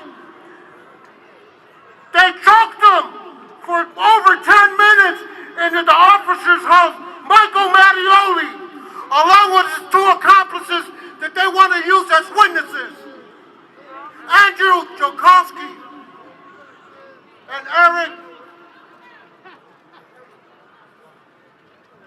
Mr. Peterson, I tell you right now, America, wake up, because you're going to get a rude awakening. And we come against you, Satan, in the name of Jesus Christ. We stand for what's right. Thank you. I love you all. As we bring on Attorney Stewart and the family of Ahmaud Arbery Holden, we're trying to get everybody in.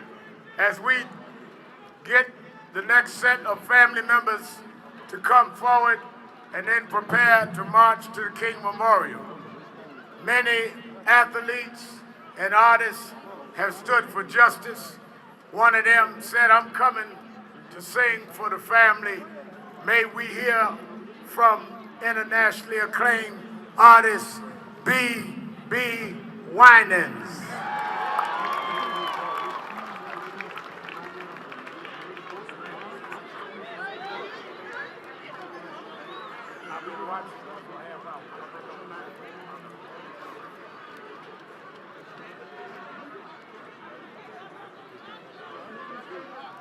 No justice!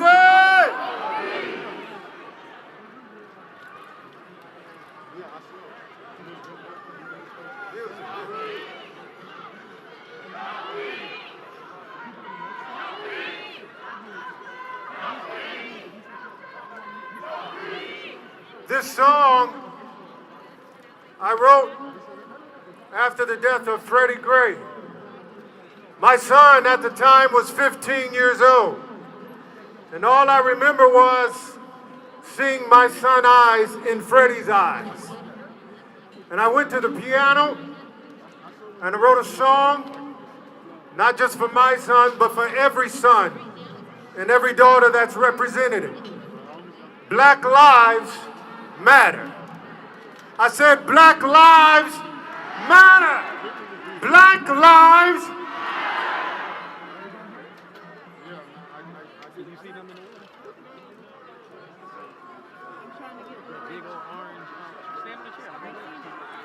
You got that? All the short people standing on the stairs.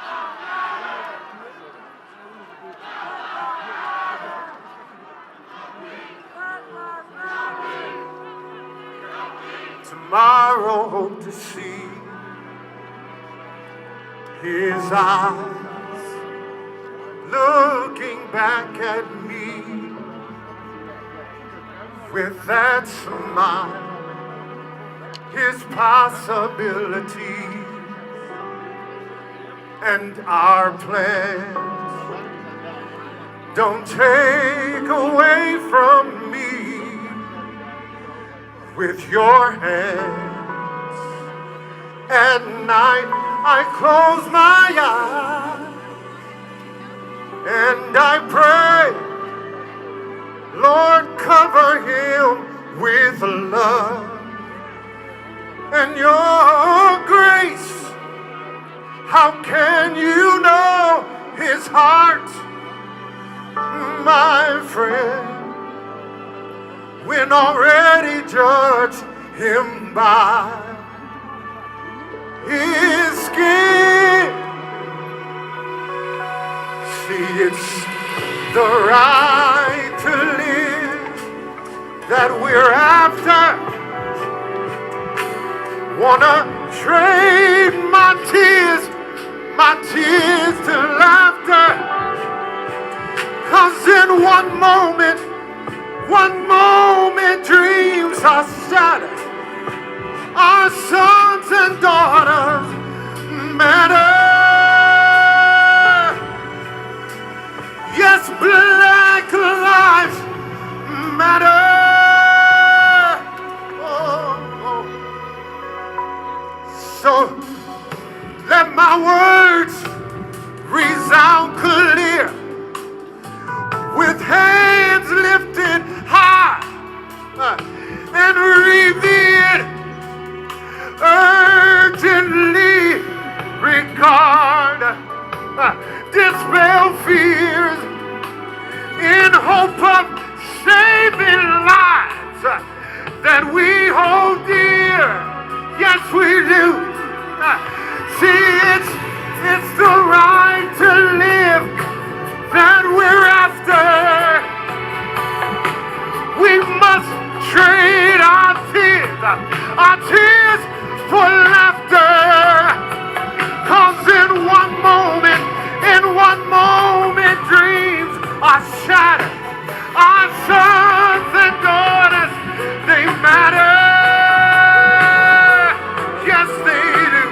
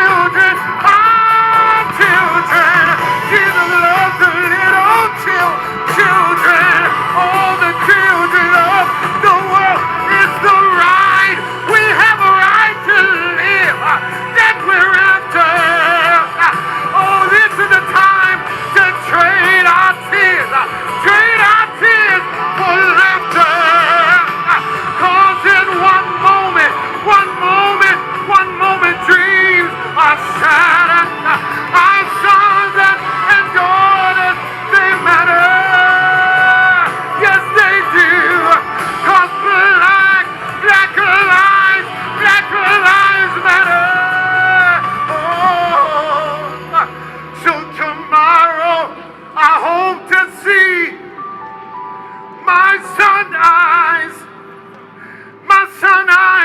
looking back at me.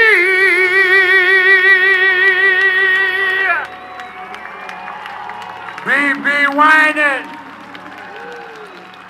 Attorney Stewart.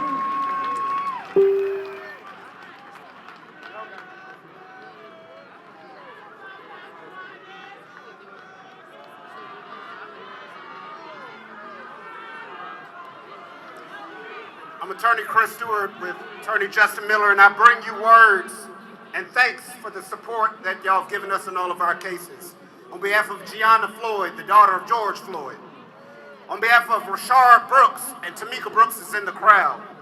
On behalf of Walter Scott and Alton Sterling, and all of the other names, the support is because of the community here, because of Rev, because of Lee Merritt, because of Ben Crump, because of all of the people that are standing up and fighting. 57 years ago, we were standing right here, trying to fight poverty and oppression. That illness has not changed. There has been no vaccine for racism. There's been no quarantine for police brutality. And that's what we're here for today. Because we're all the cure. All of these families up here, their children are not victims. They're the vaccine. Thank you for your support. Continue to fight, because without you, we're nothing.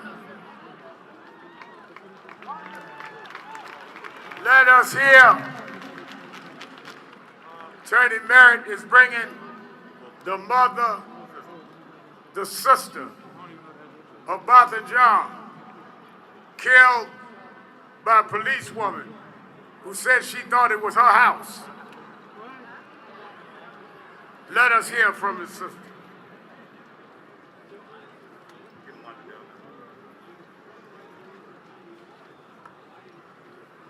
Hello everyone, my name is Elisa Findley. I first want to thank the National Action Network. I would like to thank the National Action Network, Reverend Al Sharpton and Martin Luther King III for organizing and convening this march.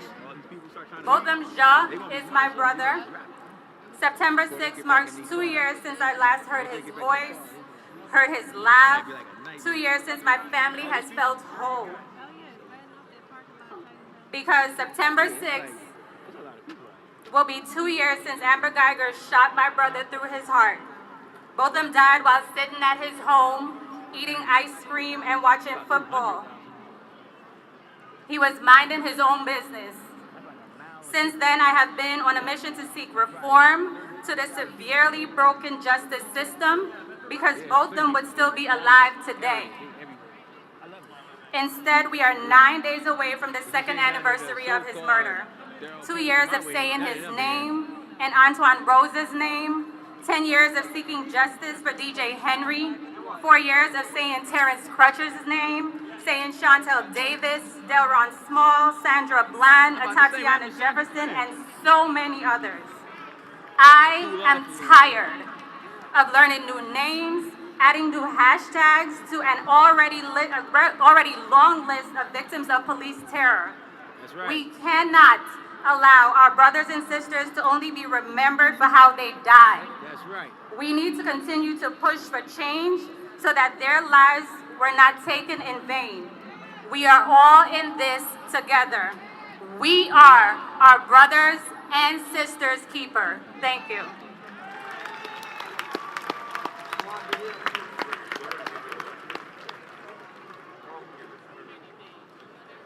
The mother of Ahmaud Arbery, young man jogging, shot down in cold blood in Georgia, Brunswick, Georgia. Give Wanda a big hand. I stand before you as the proud mother of Ahmaud Arbery. I'm carrying a very broken heart, but also a grateful heart that God chose my son, Ahmaud Arbery, to be a part of this most huge movement. I do believe if we continue to stand and fight together, that we will get change. That's right. Sadly, we have these type of tragic events far too often. But I want each of you to please don't forget their names. Please let their names live forever. I want to share 3 words with you that I know Ahmaud would want me to share with you as well, and that is, I love you. I love you all for standing with us. Love you. I also want you guys to help me chant his name, and maybe he'll hear it in the heavens. Say his name. Say his name. Thank you, and I love you.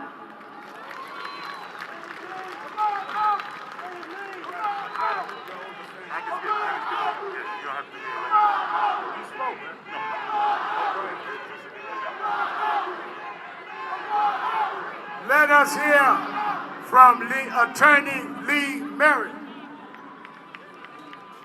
Black power! I said black power! Black power!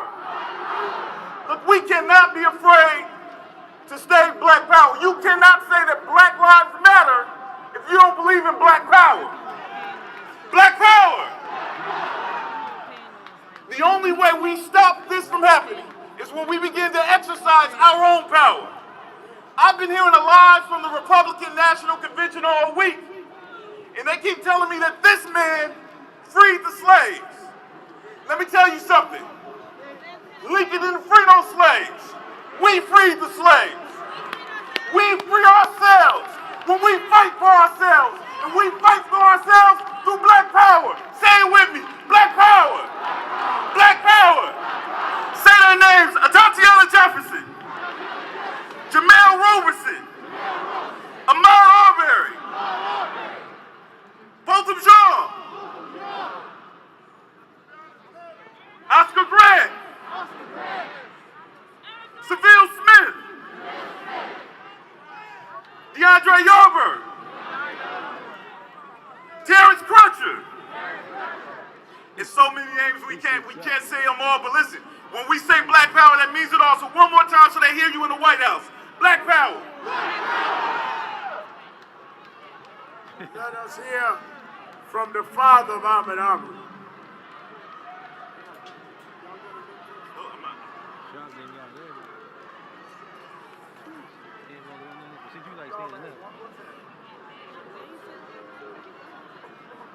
One thing, I just want to thank God for all support for my son and his mother. I just want to say it's been a hard road because my boy been lynched by 3 white men. And it's been a hard road for me and my family. And sometimes I find myself saying, I can't believe it. But it's real because I sit back, I'm used to my boy calling me every day and tell me he loved me. And sometimes I be like, wow, he forgot to call me. And it just ain't real, I can't believe it. So I sit back and say, my boy gone, he's not coming back. So me and his family got to be his boys now. And we got to keep on fighting. And I'm gonna fight, because I'm here to fight. I'm not gonna stop till God call me home. Right. More power to the people. Thank you.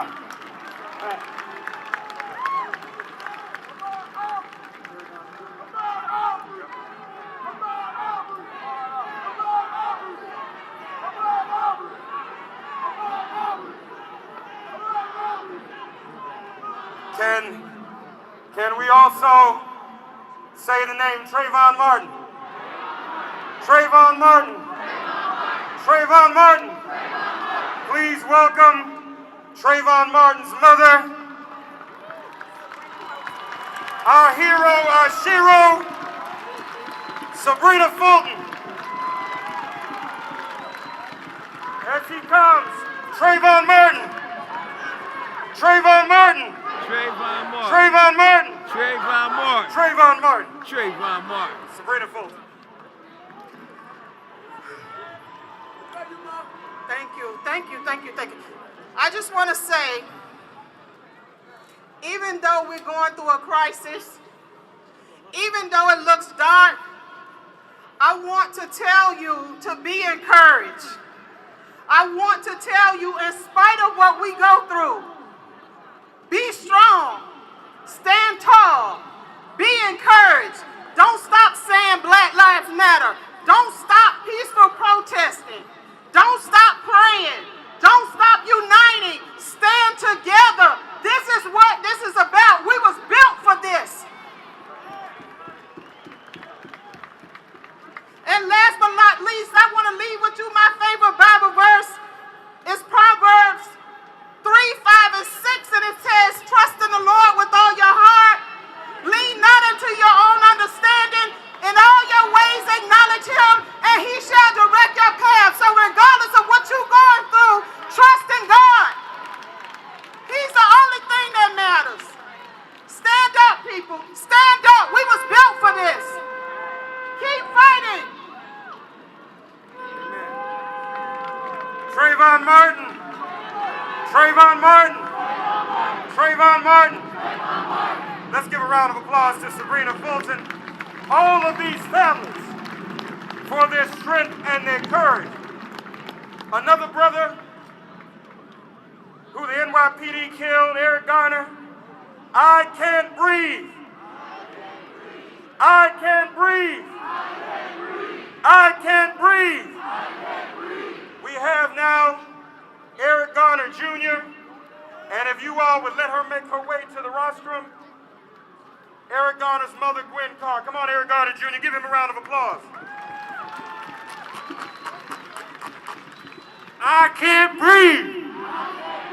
I can't breathe. It's been 6 years since my father's words became our words. We have to make a change.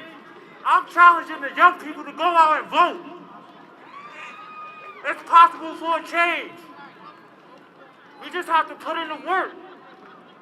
Go out and find out what we have to do and what people we have to vote in to make a change. We're here to march peacefully. I don't want to see no looting. I don't want to see no nothing. Just march peacefully. I'm Eric Garner Jr. That's my message.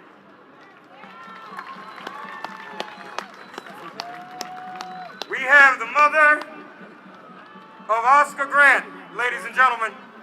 Just a word, quickly, please. Rhonda Johnson, ladies and gentlemen. Rhonda Johnson. Good afternoon. I want you to know that this race is not given to the swift nor to the strong, but to the one who endures. And we are a fighting people. Micah 6 and 8 says, what does the Lord require of you? To walk humbly and justly. And when we think about justice, we look as a people, we have not received the justice that we deserve. And it's going to require each and every one of us to continue to band together, to continue to march, to continue to protest, to continue to call the injustices unjust. And you, as a people, we as a people, can make it happen. We can change some of the laws that are before us. If we band together, I have with me my brother, Cephas Johnson, Uncle Bobby, and we are here to fight till the end. Because we know from Oscar's case, only 11 months in the county jail. Where is the justice? Where is the justice?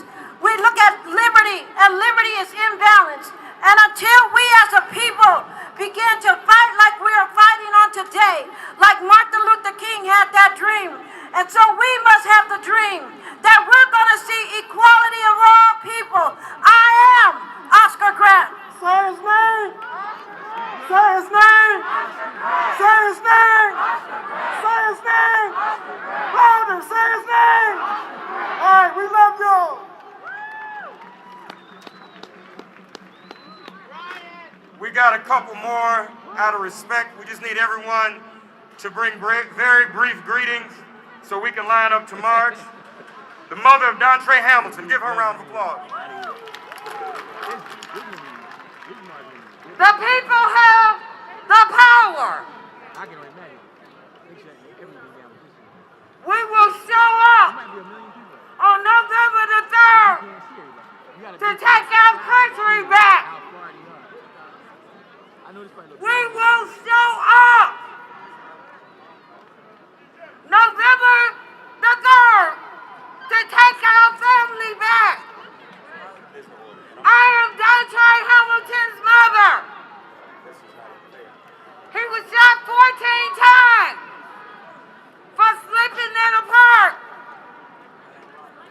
I will never stop fighting for you.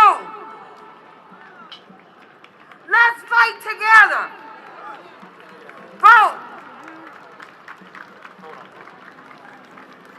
Sisters and brothers, White Brown mother is here. where is she? Sisters and brothers, let me just say this. The problem is, the police have killed so many of us, there's not even enough time for us to hear from every family. But I'm going to acknowledge the families that are around me, just acknowledge who's here. The family of Stephon Clark is here. Hold your fist up, brother. The family of Michael Brown is here. There's Leslie. Come stand next to me, Leslie, just so people can see you. The family of Seville Clark is here. Seville Smith, I'm sorry. The family Terrence Crutch's twin sister is here. Who am I leaving out? David Jones is here. Am I leaving anybody out? Who? Philip Pennell, the family. You can, the family of Philip Pennell. Can we say something? Antoine Rhodes. What, Montez Hambrin. Are you his mother? The mother of Montez Hambrin. Look. Emmanuel Lee. You see all the names that are being called. We want to pray for all of these families. Pamela Turner. Tamir Rice, please. Niles Arrington, please. Please follow the instructions of the marshals about to get up out of here. This thing's little and begin to line up to my right trying to pay homage and show respect to all the as we begin to march. Y'all all right with one more, Leslie? So Everybody y'all good? keep checking out what's going on. We'll be back to give y'all what y'all been missing. James King Show, VIBE609 Radio. Aura Bay is on deck, just for the record. We gotta march. We gotta march. Move to the. You're on TV though, brother. You're on TV. I know. You're on camera. Okay. All right. You need it. So let's let everybody line up. You can see the crowd shifting to the right. Let's make way for these families to lead the march. You can get over there. Maybe you can jump on the mic over there.